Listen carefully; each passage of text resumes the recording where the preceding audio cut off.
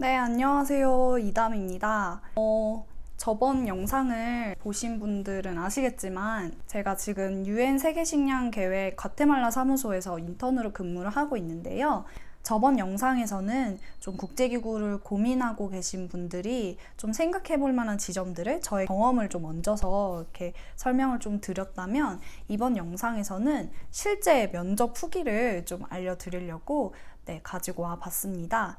유엔은 아무래도 인턴을 포함해서 대부분 이제 면접이 심사 과정에 꼭 포함이 되기 때문에 면접을 어떻게 봤는지 그런 게 좀 궁금하실 것 같았어요. 그래서 이렇게 한번 준비를 해 보았고요. 우선 제가 지금 현재 하고 있는 인턴십 프로그램을 먼저 설명을 드리면, 조금 특이한 케이스기는 해요. 우선 첫 번째는 학부생 인턴이라는 점 때문인데요. 유엔은 인턴조차도 석사 이상의 조건을 요구하는 경우가 대부분이라서 학부생 인턴이 많지는 않은데, 또 찾아보면 꽤 있긴 하거든요. 그래서 제가 가능하면 이제 더보기란에 그런 정보를 좀 써둘 텐데요.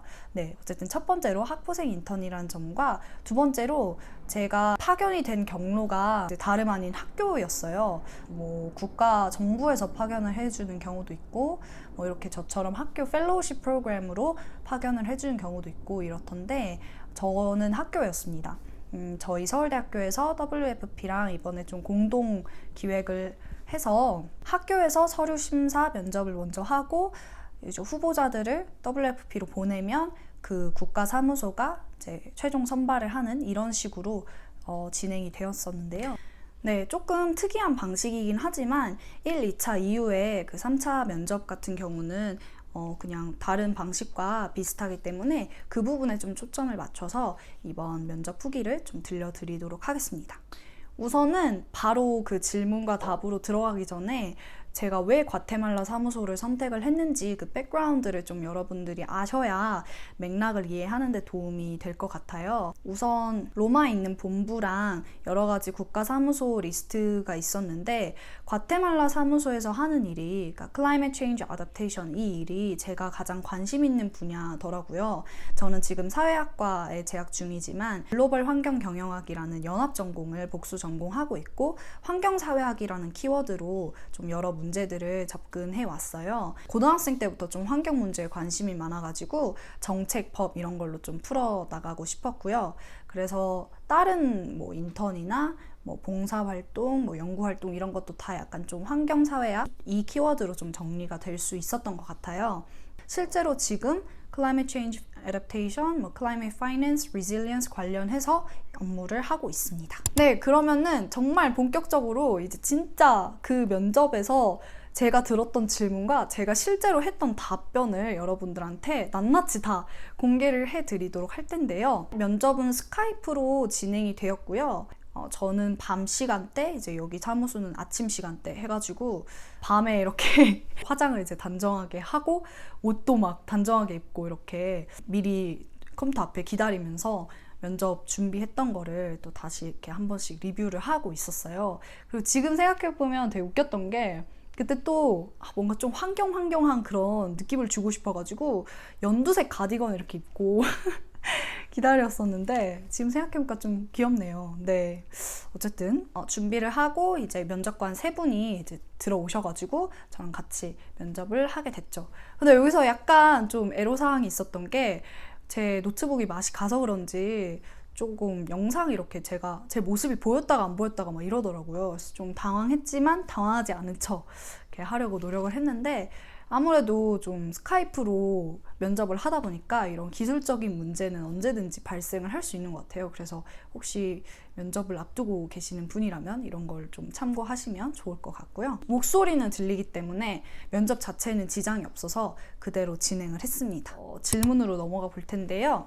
우선 첫 번째 질문은 다름 아닌 스페인어로 면접을 진행해도 되냐, Can we proceed in Spanish라고 하셔서 엄청 당황을 했는데, 아직 제가 스페인어를 공부하는 중이라서 영어로 진행을 하면 좋을 것 같습니다 라고 말씀을 드렸어요. 그래서 다행히 영어로 면접이 진행이 됐고, 처음에 저는 생각지도 못했던 질문이었던 이유는, 저희 학교의 안내사항에는 English는 이제 mandatory고 필수적으로 해야 되고 Spanish는 recommended다, 그러니까 하면 좋다, 약간 이렇게 써져 있었거든요. 그래서 그래서 저는 그렇게 생각을 하고 스페인어를 하면 좋지만 못해도 무리는 없겠다 약간 이렇게 생각을 했었는데 그 제 국제이구 관련 영상을 보신 분들은 아시겠지만 나중에 와보니까 그게 반대였어야 되지 않나 싶더라고요. English가 recommended, Spanish가 mandatory였어야 맞지 않나라는 생각이 들 정도로 다 이제 업무가 스페인어로 다 이루어졌었는데 그래서 그걸 물어보셨던 것 같아요. 근데 저는 영어가 주인 줄 알았는데 왜 스페인어로 하려고 하시지? 약간 이러면서 좀 당황을 했었죠. 네, 어쨌든 그렇게 잘 답변을 해서 영어로 진행이 되었고요. 그 다음 질문은 WFP에 대해서 얼마나 잘 알고 있는가 아는 걸 말해보라 라고 하시는 거예요. 저는 사실 기구에 대해서 물어볼 거라는 생각을 잘 못했어요. 물론 기본적인 조사를 하기는 했죠. 왜냐면 내가 진짜 여기에 인턴을 하고 싶으면 이 기구에 대해서 특히 이 기구에서 내가 어떤 일을 할지에 대해서 미리 알아야 되니까. 근데 그 면접 직전에 친구가 나 같으면은 우리 기구에 대해서 얼마나 아는지 물어볼 것 같아 이렇게 얘기를 하는 거예요. 그래서 그럴 수도 있겠다라는 생각이 들어서 이제 좀 더 딥하게 조사를 했었는데 정말 다행이었죠. 그래서 저는 WFP가 이 세계에서 가장 큰 인도주의적 국제기구 중 하나라는 점, 그리고 WFP의 주 목표와 비전, Zero Hunger부터 시작해서 그런 것들을 좀 말씀드렸고, 그리고 특히 이제 단순히 기아나 식량 문제뿐만 아니라 기후변화, 회복력 강화 그런 프로그램을 진행을 하기도 하고, 젠더 불평등이나 영양, 위생 문제 이런 것까지 좀 종합적으로 접근을 해오고 있다는 점을 얘기를 하면서 이런 거에 나는 되게 impressed, 이런 게 되게 인상 깊었다 이런 식으로 이제 답변을 마무리를 했습니다. 그리고 나서 질문은 너 클라이밋 파이낸스 관련해서 펀드 관련해서 일할 수 있어? 이렇게 물어보더라고요. 혹은 일해본 적이 있냐? 이런 식으로 물어보셨는데 조금 당황스러운 질문이었어요. 왜냐면 저는 파이낸스와는 좀 거리가 멀기 때문에. 근데 이제 여기서 파이낸스라고 말하는 거는 우리나라에서 말하는 회계, 재무 약간 이런 느낌이 아니라 전체적인 그 펀딩 관련된 일도 이제 파이낸스라고 얘기를 해서 그런 것까지 좀 포괄적으로 질문을 하셨었던 것 같아요. 그래서 저는 구체적으로 제가 파이낸스와 관련된 업무를 해본 적은 없지만 한국에서 이제 환경 관련 소셜 벤처에서 인턴을 하면서 기업에 펀드를 유치하거나 지역사회 프로그램을 기획하기 위한 제안서 작성, 미팅 참여 이런 것들은 해본 경험이 있다 이런 식으로 그것과 직접적인 경험은 없더라도 관련된 경험, 도움이 될 수 있을 만한 경험은 해본 적이 있다라고 조금 무말하려고 노력을 했죠. 하지만 그렇다고 내가 또 섣불리 할 줄 안다는 식으로 대답을 했다가 나중에 곤혹을 치르는 그런 불상사를 막기 위해서 저는 그냥 솔직하게 But I do not have experiences specifically related to climate finance 이렇게 대답을 했어요. 네, 그거와 관련된 경험은 한 적이 있지만 확실하게 그것만 가지고 일을 해본 경험은 아직은 없다 이런 식으로 답변을 했습니다. 그리고 피해갈 수 없었던 그 다음 질문, 스페인어를 얼마나 할 줄 아나요? 이렇게 물어보시더라고요. 근데 이건 예상을 했어요. 그래서 답변을 어느 정도 준비를 해놨죠. 그래서 애매하게 나 이 정도는 할 줄 알아요 라고 말씀을 드리는 것보다 그냥 확실하게 내가 뭘 하고 뭘 못하고, 근데 이 못하는 걸 내가 어떻게 보완을 해 나갈 거고 이렇게 답변을 드리는 게 나을 것 같아서 솔직하게 말씀을 드리면 이 인턴십 프로그램을 알기 전까지는 나는 인사말 정도만 할 줄 알았다. 그렇지만 인턴십에 지원을 하면서 공부를 시작했고 현재 엄청 열심히 공부를 하고 있는 중이다.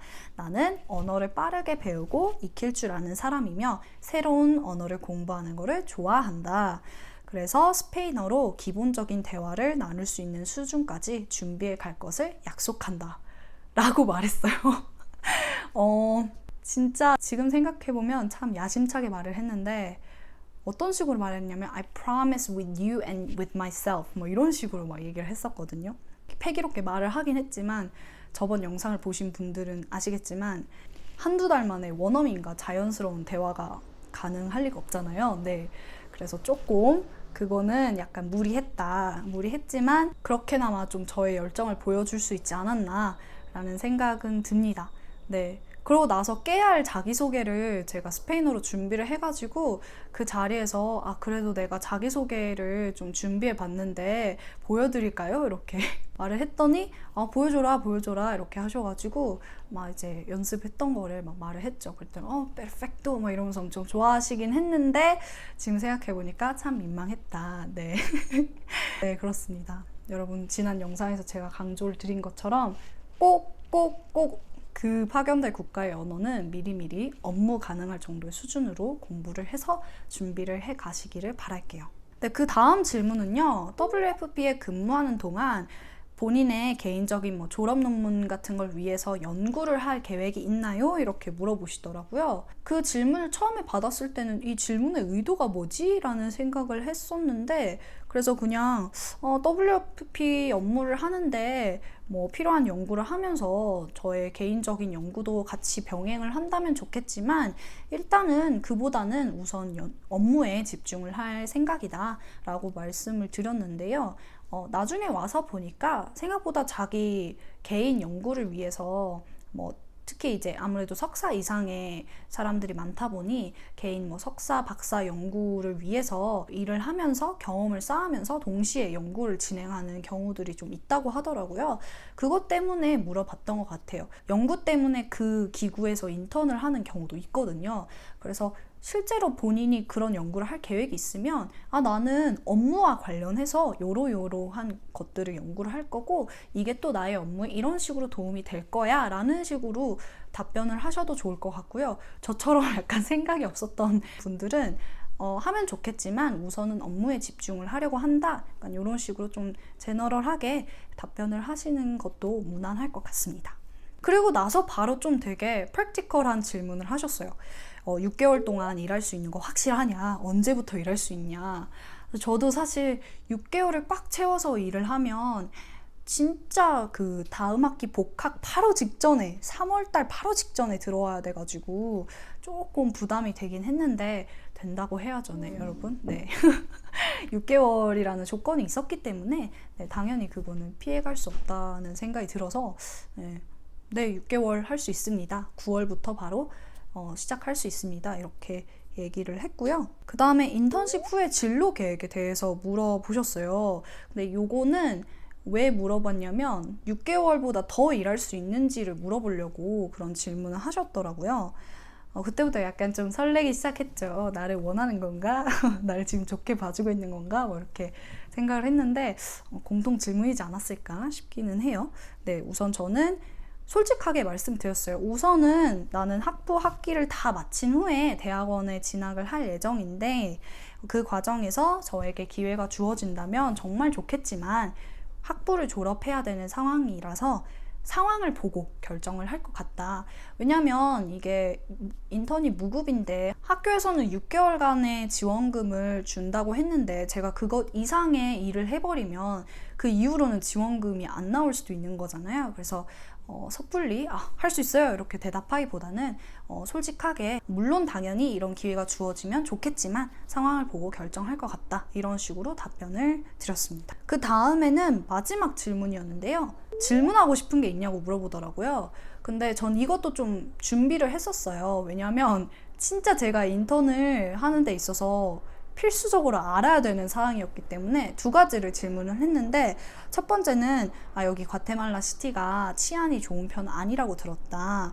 인턴 생활을 할 경우 내 안전이 잘 보장될 수 있는지 궁금하다라는 질문을 했고요. 두 번째는 하우징 관련해서 사무소에서 하우징 제공을 해주는지 만약에 따로 내가 살 곳을 구해야 된다면 어떻게 구해야 되는 건지 이런 좀 되게 프랙티컬한 정보들을 물어봤었어요. 이런 식으로 거의 대부분의 이런 국제기구를 포함해서 해외 인턴 이런 면접 후기 같은 거를 보면은 이 회사가, 이 기구가 나를 필요로 하기 때문에 내가 적임자가 맞는지를 보기 위해서 면접을 하는 거기도 하지만 지원자 입장에서도 면접을 통해서 이 기관이 혹은 이 회사가 내가 정말 일할 수 있는 곳인지를 알아야 되잖아요. 그래서 좀 쌍방향의 소통이 이루어지는 그런 장이라고 생각을 하시고 본인이 궁금한 사항, 본인이 정말 체크해야 되는 사항 이런 거를 준비를 해 가시면 좋을 것 같아요. 네, 그렇게 면접이 끝났는데요. 한 30분에서 40분 정도 소요가 됐던 것 같아요.